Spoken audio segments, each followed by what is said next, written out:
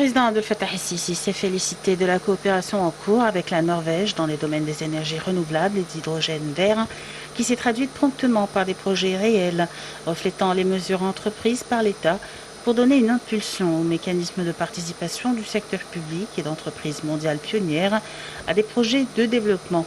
en particulier concernant l'énergie verte. Le président de la République s'est exprimé en recevant le président opérationnel de l'entreprise norvégienne Scatec,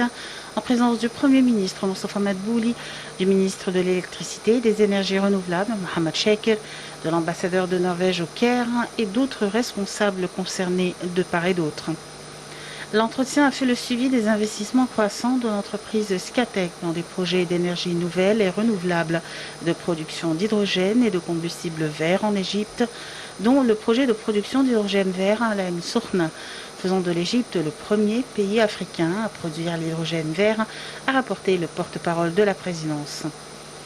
Le porte-parole a ajouté que parmi ces projets figurait le projet de production conjointe d'ammoniac vert dans la région économique du canal de Suez, doté d'investissements avoisinant 6 milliards de dollars, et un projet similaire établi à Damiette d'une valeur de près de 870 millions de dollars, ainsi que le projet d'énergie éolienne d'une capacité de 5 gigawatts avec des investissements de 5,6 milliards de dollars, outre le projet de production commune de méthanol vert à Damiette, doté d'investissements s'élevant à quelques 450 millions de dollars. La rencontre a également abordé le projet de connexion électrique entre l'Égypte et l'Europe pour l'exportation d'énergie renouvelable d'une capacité de 4 gigawatts pour le mémorandum d'entente qui a été signé pour le lancement d'études à ce sujet. Le porte-parole a indiqué que le président exécutif de l'entreprise norvégienne avait souligné son engagement à multiplier les investissements de l'entreprise en Égypte dans les prochaines années,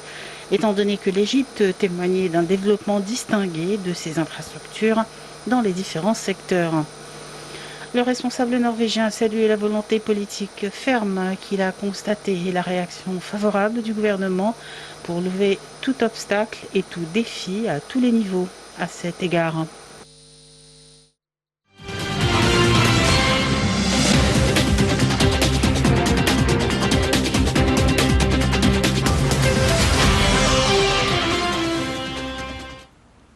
De plus en plus, on trouve que l'État égyptien essaye de présenter des incentives, plutôt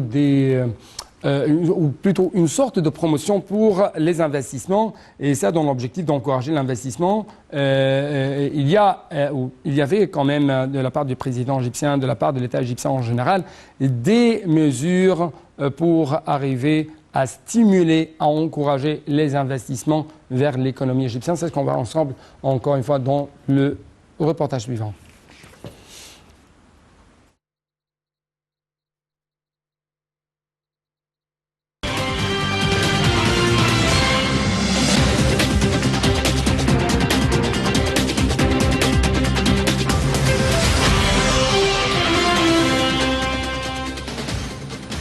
Le Conseil suprême de l'investissement présidé par le président Abdel Fattah el-Sisi a approuvé 22 décisions liées à la simplification des procédures de création des entreprises, tout en offrant de nouveaux avantages aux investisseurs, qu'ils soient étrangers ou égyptiens. Les décisions ont été prises à la suite de nombreuses consultations avec des personnes du secteur privé et des investisseurs, a déclaré le Premier ministre Mustafa Madbouli au lendemain de la ratification des décisions par le président. Madbouli a clarifié que les investisseurs font face à 4 principaux défis depuis la création d'un projet jusqu'au début de son fonctionnement, à savoir la création de l'entreprise, l'attribution des terrains, l'obtention du permis d'exercice d'activité et la mise en application du projet. Pour faciliter les procédures de création d'entreprise, le Conseil suprême a précisé que le délai pour obtenir le permis nécessaire afin de créer un projet est de 10 jours de travail, ajoutant qu'une plateforme électronique unifiée pour la création et la liquidation des entreprises sera installée par l'Autorité générale de l'investissement. De même, les amendements de la loi sur la signature électronique seront renvoyés au Parlement de manière à réduire les barrières bureaucratiques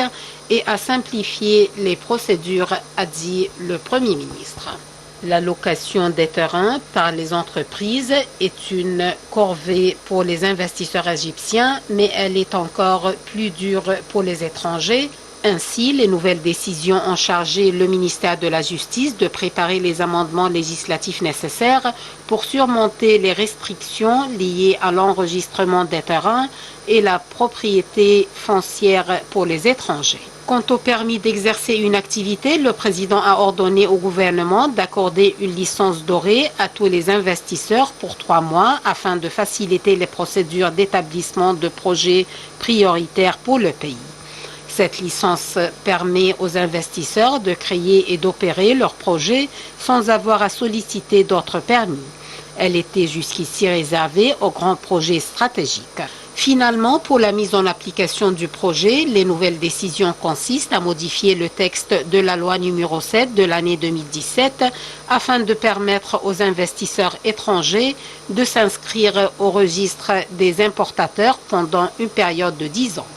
L'objectif est de remédier aux difficultés d'importer des matières de production dans le contexte actuel de pénurie de devises.